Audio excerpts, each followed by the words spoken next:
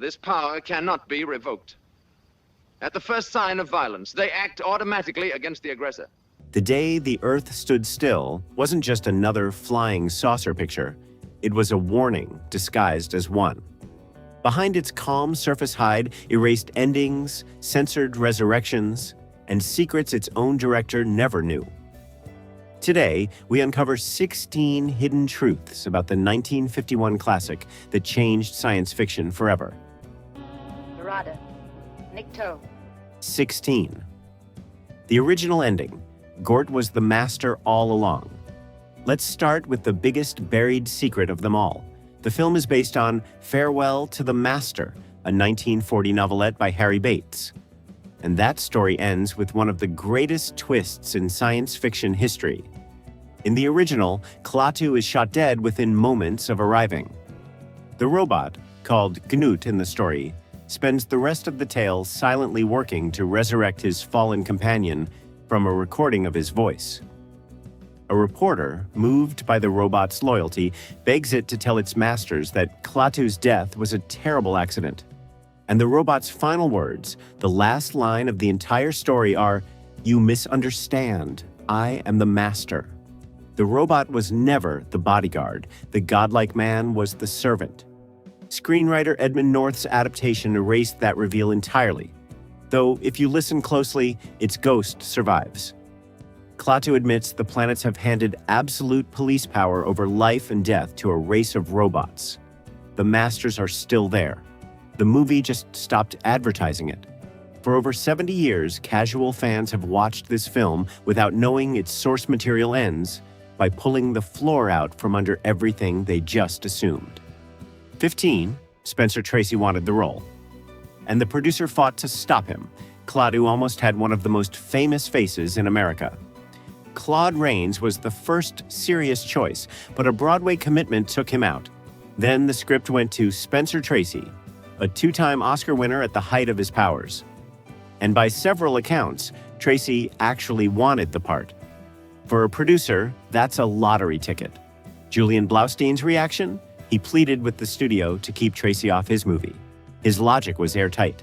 The moment Spencer Tracy steps out of a flying saucer, the audience sees Spencer Tracy, not a visitor from another world. An alien has to be a stranger. So Fox took a British actor almost unknown to American audiences, Michael Rennie, and the gamble defined the film. Rennie's Klaatu feels genuinely otherworldly, precisely because we'd never seen him before. Sometimes the boldest casting decision is turning a legend away at the door. 14. The Pentagon read the script and walked sound familiar? 45 years before Independence Day lost its military support over Area 51, this movie pulled off the exact same trick. According to director Robert Wise, the Department of Defense refused to participate in the film after reading the script. A story where the U.S. Army shoots a peaceful ambassador twice, and the hero's message is essentially, your weapons will get your planet incinerated. So where did all those tanks and jeeps surrounding the saucer come from? Workarounds. The production got its hardware and soldiers courtesy of units like the 3rd Armored Cavalry Regiment out of Fort Meade. One of the tanks in the film even carries their Brave Rifles insignia, with the National Guard stepping in where the Pentagon wouldn't. Hollywood's most famous anti-militarism sci-fi film got its military hardware through the side door. 13. The man inside Gort could barely carry the suit Gort. 8 feet of seamless, indestructible metal, the most intimidating robot of the century. The man inside him, Locke Martin, a gentle 7'7" doorman at Grauman's Chinese Theater, discovered because director Robert Wise simply couldn't find an actor tall enough. And here's the heartbreaking irony. Martin was frail. He could only endure about 30 minutes in the suit at a time. He couldn't actually lift Patricia Neal. In the famous shot of Gort carrying her, wires from a crane supported her weight, and in shots from behind, he's cradling a lightweight dummy. Even Michael Rennie sat on a hidden dolly so Martin wouldn't bear the load. During the final sequence, Martin had to stand in the suit so long he began having muscle spasms. Watch closely during Klaatu's farewell speech, and you can see Gort's arms trembling. The most powerful being on Earth was played by one of the most physically fragile men on the set, and the movie is arguably better for it. Every ounce of Gort's menace is pure imagery. Lock Martin died in 1959, just 42 years old. But the robot he suffered inside is immortal. 12. Gort has no seams because there were 2 Gorts. Ever notice that Gort's body appears completely smooth? No zippers, no laces, no joins? Here's the trick. The production built 2 foam rubber suits. One laced up the back, worn whenever Gort faced the camera. The other laced up the front, worn whenever Gort walked away. Cut them together, and the robot appears seamless from every angle. A being that was clearly never put on by anyone. The same obsession extended to the saucer. To make the ship look like a single, unbroken object with no visible door, the crew filled the crack around the hatch with putty and painted over it. Then the melting reveal of the opening seam did the rest. And for long, static shots, Gort wasn't Martin at all, but a fiberglass stand-in. No CGI, no digital cleanup. Just 1951 problem-solving so elegant that the illusions still hold up on a 4K screen today. 11. The blackboard equations are real physics. When Klaatu sneaks into Professor Barnhart's study and casually corrects his blackboard, most productions would have filled that board with impressive-looking gibberish. Not this one.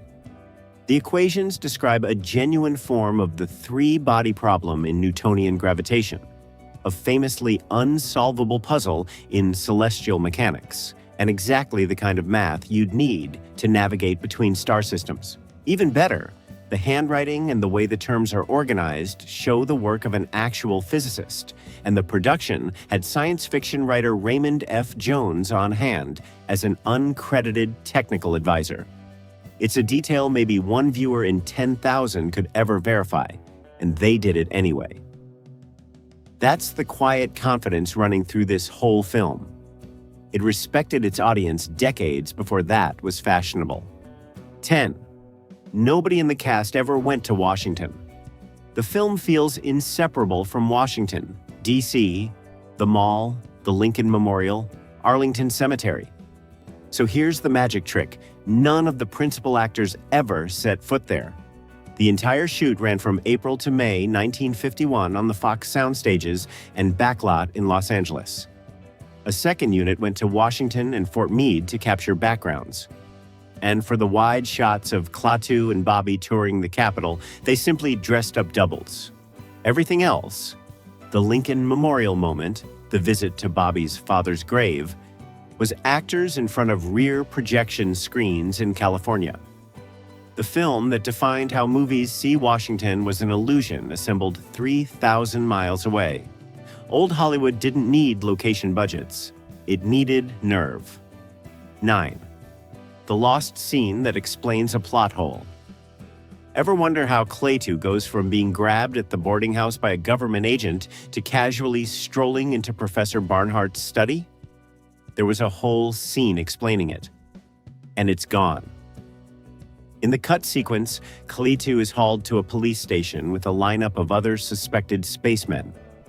He has no identification, and he's moments from being put in front of eyewitnesses who could expose him. When the military intervenes, because Professor Barnhart has requested Mr. Carpenter by name, and Barnhart outranks everybody. Robert Wise cut it for pace.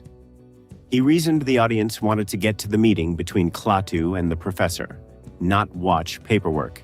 He was probably right, but it means one of the most tightly constructed sci-fi films ever made has been quietly missing a puzzle piece since 1951, and almost nobody noticed. 8, the score had no violins, and the invented sci-fi sound. Close your eyes and think of spooky alien music. That wailing, gliding, electronic sound in your head, it was born here. Composer Bernard Herrmann, the man behind Citizen Kane and later Psycho, tore the standard studio orchestra apart for this film. He dropped the entire string section, replaced it with electronic violins and electric bass, and built the score around not one, but two theremins, played by specialist Dr. Samuel Hoffman, double-tracked and sometimes literally run in reverse. Herman and Wise went back to the beginning together. Wise had been the editor on Citizen Kane, while Herman scored it. Reunited here, they created the sonic blueprint that every Alien movie for the next 70 years would either copy or fight against. When you hear a theremin and instantly think, flying saucer, that reflex was installed in your brain by this film. Quick transmission break. If you're enjoying this deep dive, hit like and subscribe so we can keep excavating the classics. Now, stay with me, because the back half of this countdown is where it gets truly wild. A blacklisted actor, a secret Jesus, and the three words that ended up in a galaxy far, far away. 7. The film's smartest man in the world was being blacklisted in real-life Professor Barnhart, the Einstein-like genius who becomes Klaatu's only ally. Was played by Sam Jaffe, fresh off an Oscar nomination for The Asphalt Jungle. And casting him in 1951 was itself an act of quiet defiance. Jaffe was known for his liberal politics, and the McCarthy-era machinery was already circling him around the time this film, a movie about paranoid authorities destroying a messenger of peace, was in theaters.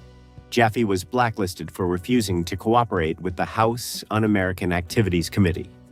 Read that back. A film about fear-devouring reason starred a man who was, at that very moment, being devoured by exactly that fear. His career in Hollywood collapsed for years. He taught math to survive. The movie's subtext wasn't subtext for Sam Jaffe. It was his life. 6. Klaatu is secretly Jesus. And the screenwriter told no one follow the trail. Klaatu descends from the heavens. He walks among us under the name Mr. Carpenter, the trait of Jesus, with the initials JC hiding in plain sight once you notice the laundry tag reads Carpenter. He performs wonders, preaches peace, is betrayed by a jealous man, is killed by the state, rises from the dead, delivers a final sermon, and ascends into the sky. None of this is accidental, and here's the astonishing part. Screenwriter Edmund North deliberately kept it secret from his own director and producer. He later called it my private little joke, saying he never discussed it with Wise or Blaustein because he wanted the Christ parallel to stay subliminal. One of the most analyzed religious allegories in cinema history was smuggled into the film by one man, alone, telling nobody. The director of the movie didn't know he was making it. 5. The censors forced a rewrite of the resurrection, and that hidden allegory nearly detonated the ending. In North's script, Gort resurrects Klaatu permanently. Joseph Breen, the censor stationed at Fox by the Motion Picture Association, balked. A machine restoring life was, in the censor's eyes, blasphemy. Only God gets that power. According to producer Julian Blaustein, the standoff turned into a genuinely nasty confrontation that left everyone boiling. The compromise is in the finished film. When Helen asks if Gort has power over life and death, Klaatu explains his revival is only temporary. That power is reserved to the Almighty Spirit. One line, dictated by the censors, and you can feel the seam where it was stitched in. So the film's ending, where Klaatu may be living on borrowed time as he flies away, isn't the ending as written. It's the ending as permitted. Between this and number 16, that's two different endings this story lost on its way to the screen. 4. Klaatu Barada Nikto has never been translated, and it conquered pop culture. The most famous line in the film is 3 words no one can define. Screenwriter Edmund North never provided a translation for Klaatu Barada Nikto, and the film never explains it. We only know it stops Gort from destroying the Earth. It may be the only safe word in history with a planet attached, and its afterlife is ridiculous. Sam Raimi built an entire plot point around the phrase in Army of Darkness. In Return of the Jedi, 3 of the aliens in Jabba the Hutt's entourage are literally named Klaatu, Barada, and Nikto. Type about colon robots into the Firefox browser and the page greets you with Gort Klatu Barada Nikto. 3 untranslatable syllables from 1951 became a secret handshake passed between generations of nerds, a password not just for a robot, but for an entire culture. 3. The film reached the real White House. And maybe Cold War diplomacy? Here's where it gets surreal. Lou Cannon, Ronald Reagan's biographer, and Colin Powell both believed this film shaped the thinking of a sitting U.S. president. Reagan, a Hollywood man to his core, reportedly drew on it when he mused to Mikhail Gorbachev at their 1985 Geneva summit about how quickly the US and Soviet Union would cooperate if Earth faced an alien invasion. Gorbachev later confirmed the exchange happened. 2 years later, Reagan said it out loud to the entire United Nations. I occasionally think how quickly our differences worldwide would vanish if we were facing an alien threat from outside this world. That is Klatu's thesis, almost verbatim. Delivered from the real podium, the fictional Klatu was never allowed to reach. Powell reportedly groaned every time Reagan reached for the alien speech. A 1951 B-movie premise had worked its way into actual nuclear-age diplomacy. No other film on this countdown, no other film in this genre, can claim that. 2. The director went on to make Star Trek. The quiet craftsman behind all this, Robert Wise, might have the most absurd resume in Hollywood history. Before this film, he was the editor of Citizen Kane. After it, he directed West Side Story and The Sound of Music, winning 4 Academy Awards between them. Then he closed the loop.